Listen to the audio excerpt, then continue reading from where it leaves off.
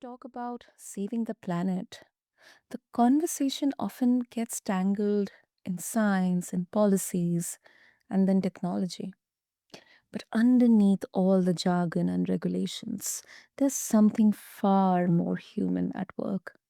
People, teams, communities, the small daily choices of individuals who come together with purpose.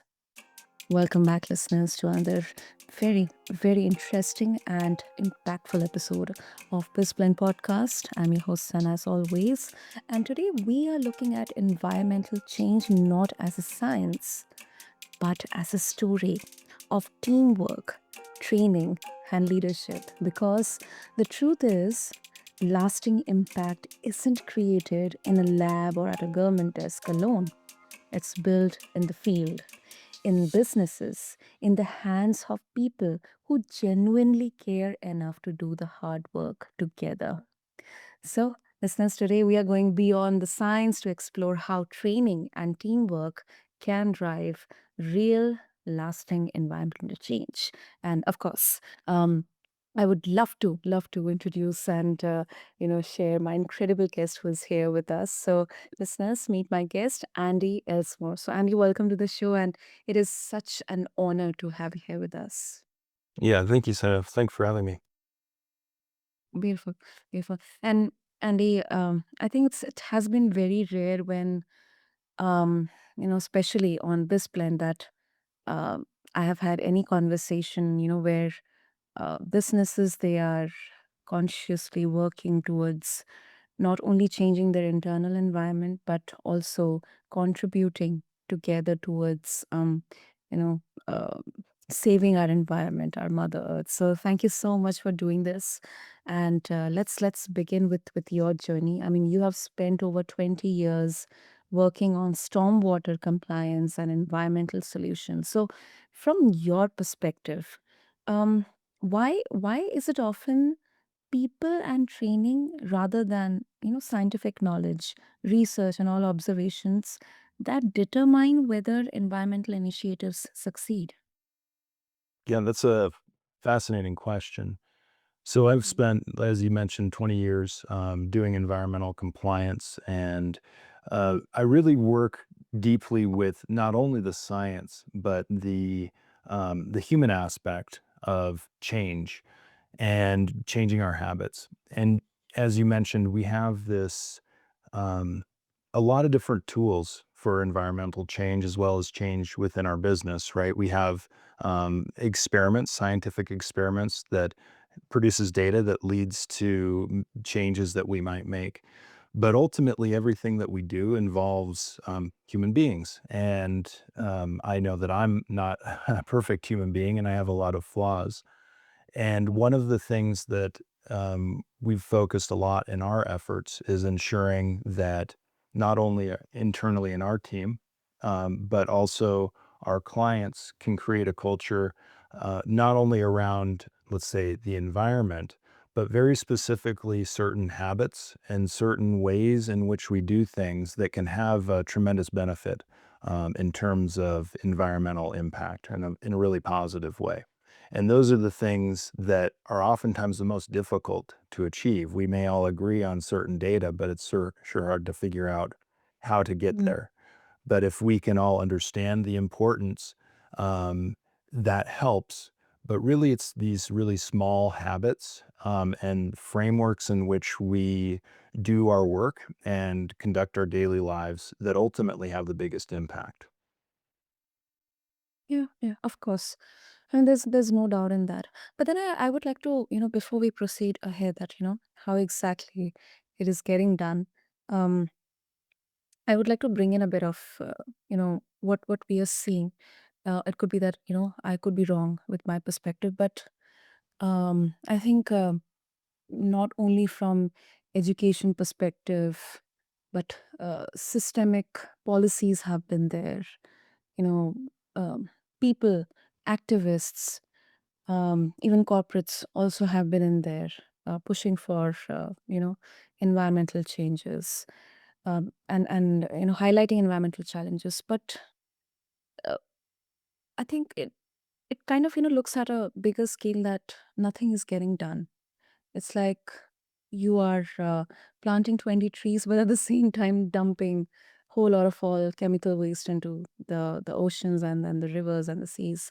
So, uh, I mean, you know, it's kind of a view that problem isn't people or training; it's the system itself. That no amount of teamwork can solve environmental challenges without systemic shifts in policy and economics. So, how do you respond to this critique, Andy?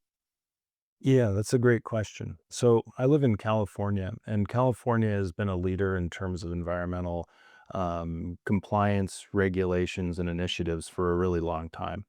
What we see on the ground, our work specifically, just to back up a little bit, is associated with construction and industrial sites. We help them to reduce the pollutants that come off the site when we have rainfall, and that in turn helps them to comply with environmental regulations.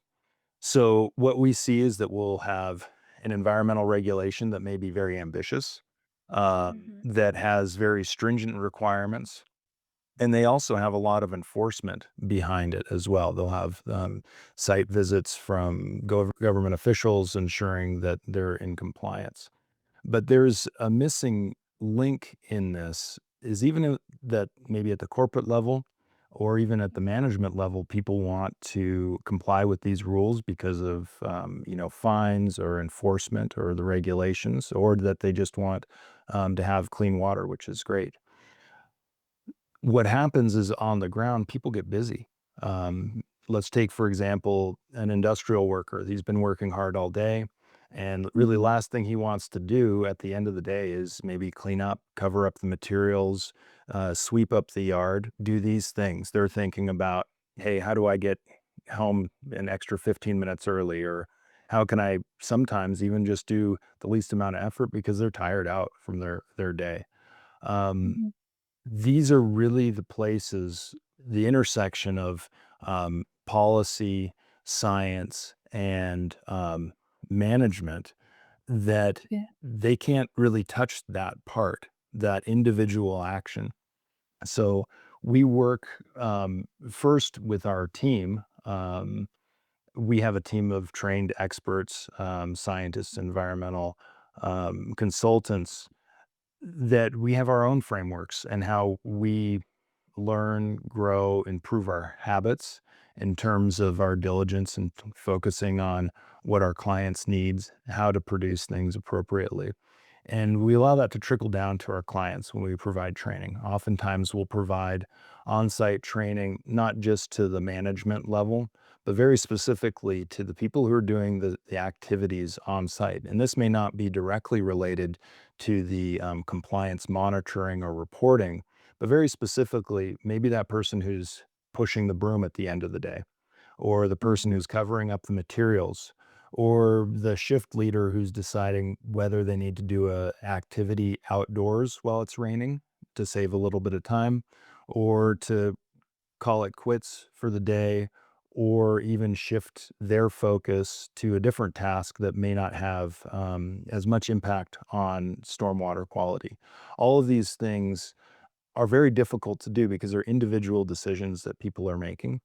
And Mhm. part of how we communicate that to people is first, we can all agree. I I haven't met anybody who doesn't want to have clean water, that doesn't either enjoy, fresh fish, or they don't enjoy recreating in the water, or they just want clean water to drink for themselves and their family.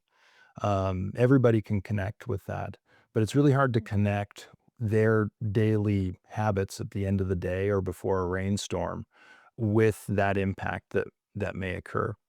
So we use a technique that involves discussing having as common understanding about what we need, and why we need it, and then talk about the stories behind things that have gone wrong. In the United States, we have a lot of examples of river pollution that was unchecked, rivers lighting on fire before the Clean Water Act was passed in the United States. Those are some extreme examples, but one of the biggest pollutants to waterways in the US is sediment. This can be sediment for construction sites or Mhm. vacant lots. It can be erosion from roadside construction or just even maybe the slope in the back of one's house.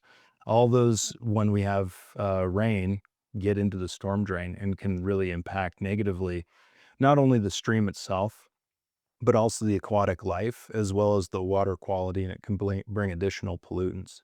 So we discuss those stories, and then we talk about a number of different ways that the individuals, very specifically, how their actions can improve that.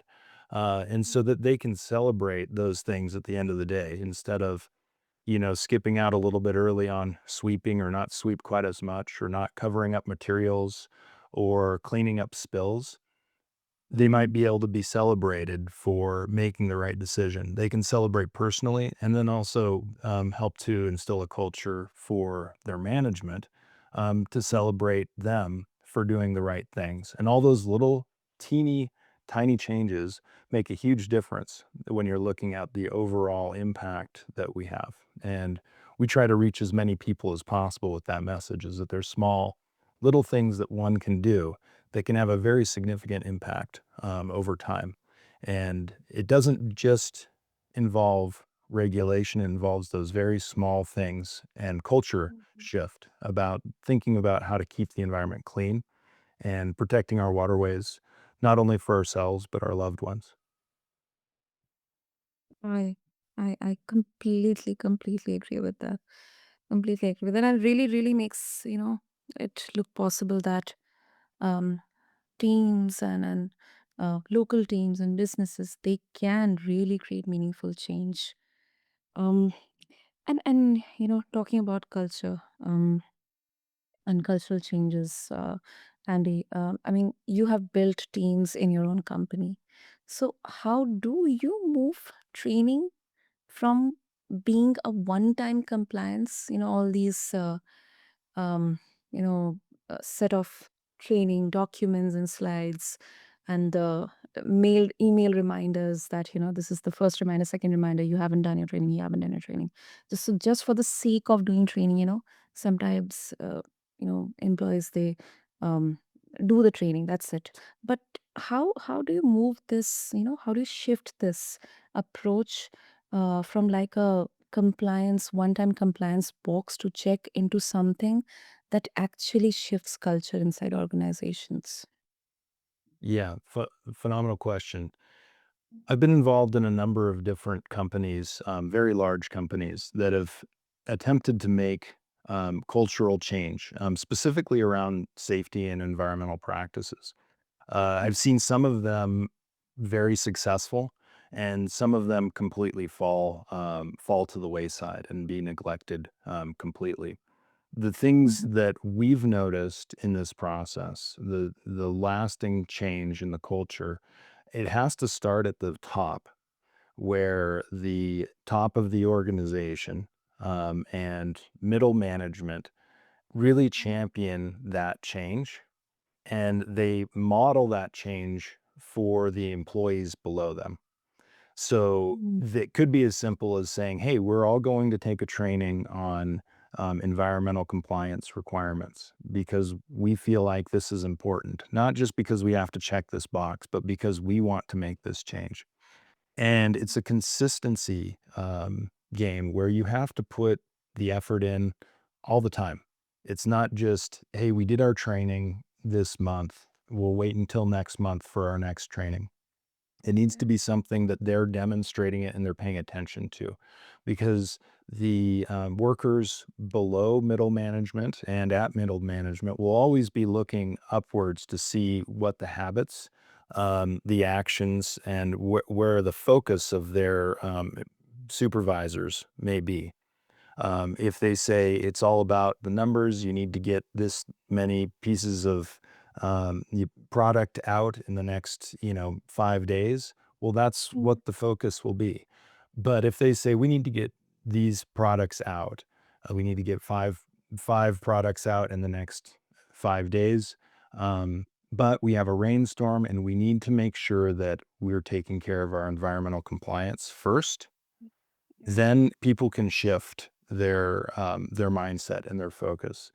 And it does start with recognizing the challenges and the ability of the employees themselves. So this is where upper management and middle management generally have the hardest time is really connecting with the folks that are um, doing the day-to-day work.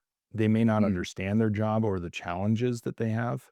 So part of what we do is facilitate that conversation and that discovery as to what the ability of the worker is. So as an example, if I gave the example of cleaning up at the end of the shift. Well, Yes. if they never give people 15 minutes to clean up at the end of the shift, you know what will happen at 4 o'clock or 5 o'clock, they're going to punch out regardless. But if Yeah. management doesn't give them 15 minutes to sweep up and they don't give them a reminder that that's important, and maybe it involves management coming out onto the floor and pushing a broom too. Uh, Yeah. Part of this is recognizing that if we all have a shared value and if this is a clean or safe environment, um, the limits that we have on completing that is associated with our either ability or time and not necessarily our desire for having a clean environment. Most people would prefer to have a clean work environment, and that also benefits the stormwater and environment as well. So, recognizing that, carving out the time, giving people the appropriate equipment. We've seen where people don't have brooms, so how can you sweep up at the end of the day if you don't have the appropriate equipment to do that or the appropriate time? Totally. Totally. I think it's not just one single individual who takes the ownership, but it's on every level, especially top down. Um, very rightly pointed out, the leaders, the middle management, um, and and um, uh, and what practical steps. I mean, if you can support that with a case study, make training stick beyond the classroom, Andy. Yeah, great point. The most striking example that I have of making a cultural shift often comes in companies that have had fines and or legal settlements, where it gets the attention of the once again upper and middle management, where they say, "Hey, we have to make this a priority." And I've seen companies go from barely paying attention to their stormwater compliance to putting all the resources they can towards demonstrating that they're doing a good job. And it's unfortunate for them that it has to get to that point, but that's where we see the biggest change. And once again, it's the upper and middle management that become fully engaged in that process. It's not a process that's driven from the bottom down in that way. And I do have an example of where um, you know bringing from the bottom up has had pretty significant improvements as well. Is when we find a champion, is what we call it, of stormwater quality, somebody who is assigned, essentially somebody who maybe just has a little extra time on their hands. The upper management hands them the job. Well, you're in charge of stormwater compliance. Okay. And when that person becomes a champion of stormwater, meeting the permit requirements, ensuring that their stormwater quality is good, when they're fully engaged in that, they can influence their coworkers and they can influence their management to make the decisions and changes they need. But they also have to have that support. So there's no way to separate the individual actions from the teamwork and the focus and culture of the whole company in terms of improving environmental compliance and improving the environment and water quality. Wow. Definitely, definitely. I think it's a ripple effect. It's definitely a ripple effect. And I really like that because when it comes to training, too often it feels like a lecture and not a lived experience. And I think our listeners, they'll definitely know how much impactful lived experiences can be. Also, around leadership. I mean, in your experience, Andy, um, what role does teamwork play in keeping environmental initiatives alive when, regulations they feel complicated or overwhelming? Yeah, great question. So teamwork's essential in this process because you have to have subject matter experts. So, for example, our company plays that role, but also not just persons or individuals that are responsible for ensuring compliance with the rules, but also being able to communicate those rules effectively, and make them adaptable to each person's job. For instance, maybe the administrative assistant at a business may have a very small impact on water quality. She would be throwing papers away or, things like this just to make sure they're in the waste container. That's important.